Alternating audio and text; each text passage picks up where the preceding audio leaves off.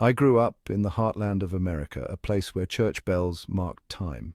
Every morning, the sound of those bells would echo through the streets, a gentle reminder of the faith that bound us all together. The town was small, but its spirit was immense, and the church stood at the center of it all, both physically and spiritually. Faith was the bedrock of life. It was woven into the fabric of our daily existence, from the meals we shared to the conversations we had. Before every meal, we bowed our heads in gratitude, thanking the Lord for his blessings. In times of joy and sorrow, we held hands and prayed, finding solace in our collective faith. Sundays were for hymns and sermons. The church was more than just a building. It was a sanctuary where we gathered to sing praises and listen to the pastor's words of wisdom. The hymns we sang resonated with our souls, and the sermons provided guidance and inspiration for the week ahead. My world was painted in the colors of our small Baptist community. The church's white steeple was a beacon of hope, visible from almost every corner of town.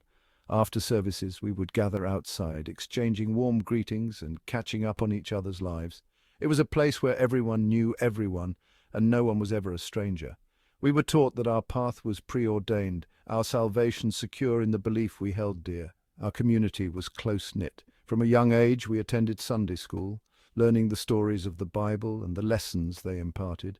At home, we read the scriptures together, reinforcing the values and principles that guided our lives. We celebrated together, mourned together, and prayed together. The church was the heart of our community, hosting events that brought us closer. Whether it was a joyous wedding or a somber funeral, we stood by each other, offering support and comfort. Our shared faith was a source of strength, helping us navigate the highs and lows of life. Our shared faith was a source of comfort and strength. In moments of uncertainty, we turned to prayer, finding peace in the act of coming together and seeking divine guidance. The simple act of joining hands and bowing our heads was a powerful reminder that we were never alone. It provided a moral compass, guiding our actions and shaping our worldview. The teachings of the Bible were our guiding light, influencing the choices we made and the way we treated others. The cross on the hill, silhouetted against the setting sun, was a symbol of our unwavering faith and the promise of salvation. We believed in the power of prayer and the promise of eternal life. The cemetery, with its rows of headstones and blooming flowers, was a testament to our faith in the afterlife. We found comfort in the belief that our loved ones were in a better place, watching over us from above. Life was simple, our faith unwavering. The countryside, with its rolling hills and tranquil fields, was a reflection of the serenity we felt in our hearts. Every Sunday, families would walk to church together, a tradition that strengthened our bonds and reaffirmed our commitment to our faith.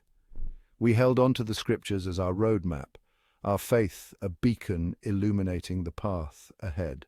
The Bible, with its highlighted passages, was a source of wisdom and comfort. Like a lighthouse guiding ships through the night, our faith illuminated our way, helping us navigate the challenges of life. Little did I know that life had its own plans, a journey that would challenge my deeply held beliefs and lead me down a path less traveled. As I grew older, I began to question the certainties I had always taken for granted.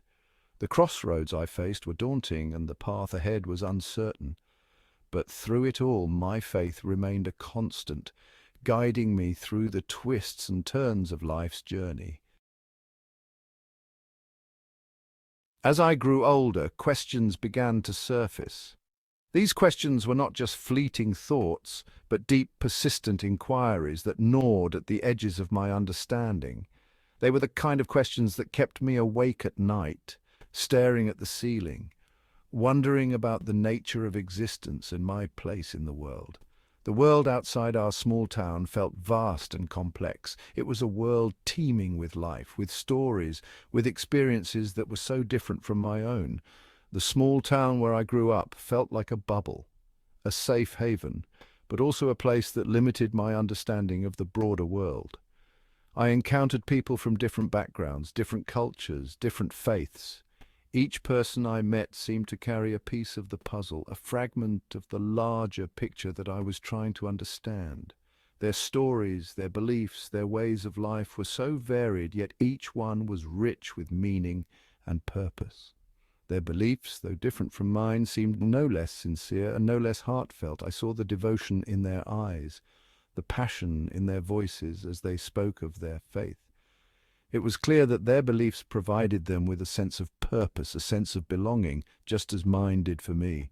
I grappled with the concept of a singular truth, the idea that there could be one ultimate truth, one path to the divine, seemed increasingly difficult to reconcile with the diversity of beliefs I encountered.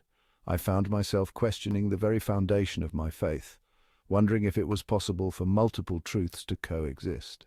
Could there be multiple paths leading to the divine? This question haunted me, challenging everything I had been taught.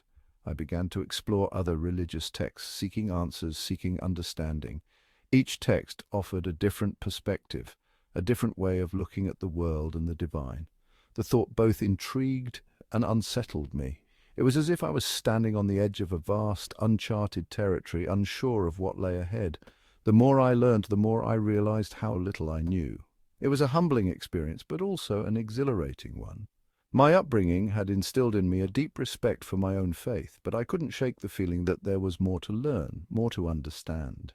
I felt a growing sense of curiosity, a desire to explore the unknown, to seek out new perspectives and new truths.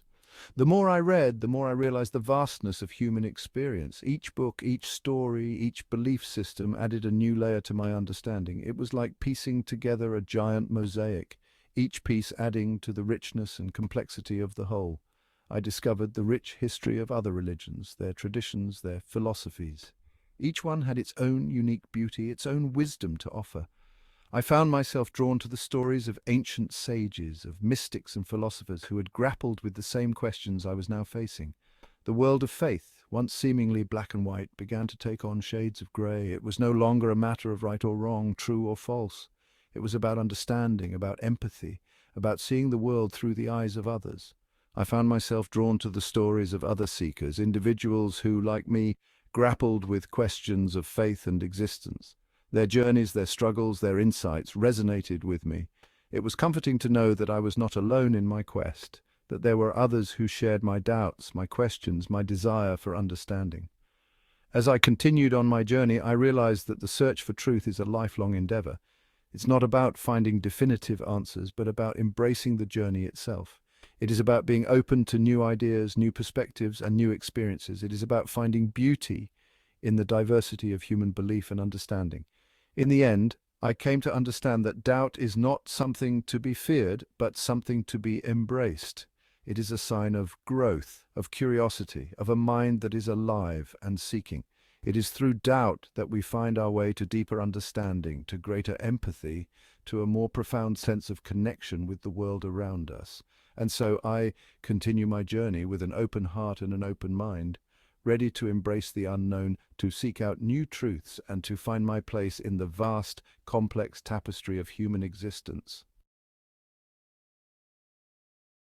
Life, as it often does, took unexpected turns. These turns were not just minor detours, but significant shifts that altered the course of my existence. They came unannounced, like sudden storms, leaving me grappling with emotions I had never fully understood before. The once clear path ahead was now shrouded in uncertainty, and I found myself standing at a crossroads, unsure of which direction to take. Loss, heartbreak, and disappointment shook me to my core. Each event felt like a wave crashing over me, pulling me deeper into an ocean of despair. The pain was palpable, and the sense of isolation overwhelming. I would sit alone for hours, my mind replaying the moments that led to my sorrow, trying to make sense of it all. The tears flowed freely, a testament to the depth of my anguish. The simple faith that had once sustained me now felt insufficient to address the complexities of my reality. I had always believed that my faith would be my anchor, but now it seemed to waver under the weight of my questions. The teachings that once brought me comfort now seemed distant and inadequate. I found myself in places of worship, seeking answers, but leaving with more questions than I had arrived with. I longed for answers, for solace, for a deeper understanding of the human condition. My search took me to libraries, where I would spend hours poring over books, hoping to find a glimmer of truth. I prayed with a fervor I had never known before, my heart aching for clarity. The more I searched, the more I realized how little I truly understood. It was a humbling experience, one that made me question everything I had ever known. My prayers, once filled with certainty, now echoed with doubt and confusion. I would kneel in the quiet of my room, my hands clasped tightly, my eyes closed and my heart heavy. The words that once flowed effortlessly now felt stilted and uncertain. I questioned the very foundation of my beliefs, wondering if I had been misguided all along. The silence that followed my prayers was deafening, a stark contrast to the assurance I once felt. I felt adrift, unmoored from the familiar shores of my childhood faith. The world around me seemed vast and uncharted, and I was a small boat lost in its expanse. I would stand by the water, watching the waves, feeling a kinship with their restless movement. The riverbanks became my sanctuary, a place where I could reflect and try to piece together the fragments of my shattered faith.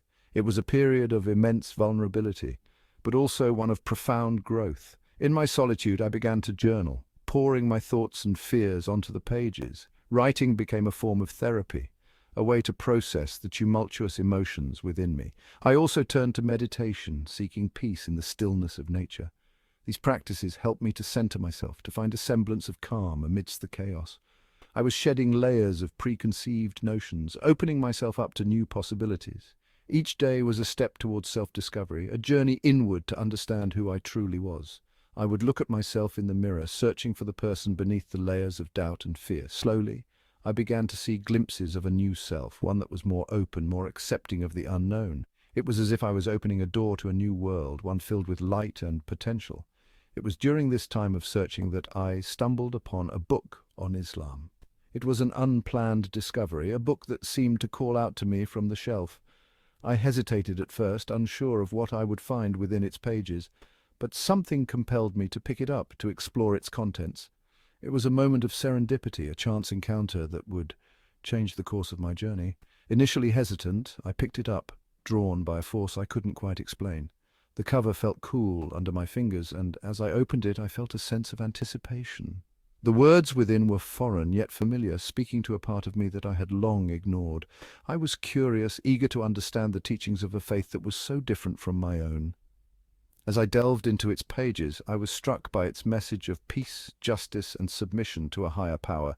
The teachings resonated with me on a deep level, offering answers to questions I had long pondered. The concept of submission, of surrendering to a higher power, brought me a sense of peace I had not felt in years.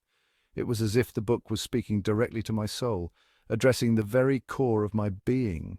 It resonated with me on a level I hadn't anticipated. The more I read, the more I felt a connection to the teachings. It was a revelation, a moment of clarity that brought me immense joy. I would sit in a cozy nook, the book in my hands, a smile on my face as I absorbed its wisdom. When I finally closed the book, I felt a sense of contentment, a feeling that I was on the right path. It was the beginning of a new chapter in my life, one filled with hope and promise.